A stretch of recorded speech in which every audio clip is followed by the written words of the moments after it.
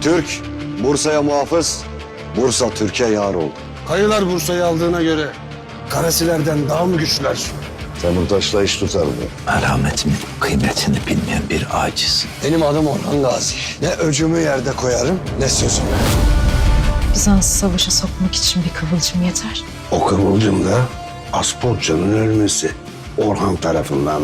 Flavius! Kayı obasında bir beyoğluna nasıl vurursun? Üstelik benim sözlüme. Oyumuz beylik değil, devlettir. Huzurunda bulunduğunuzda Osmanlı Devleti'nin sultanı Orhan Bey'dir.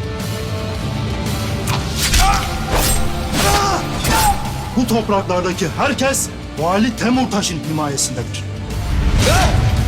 Ben Osman Beyoğlu Sultan Orhan. Buyruğumun hükmüne gölge düşürmeye kalkan Pusatamla da Orhan.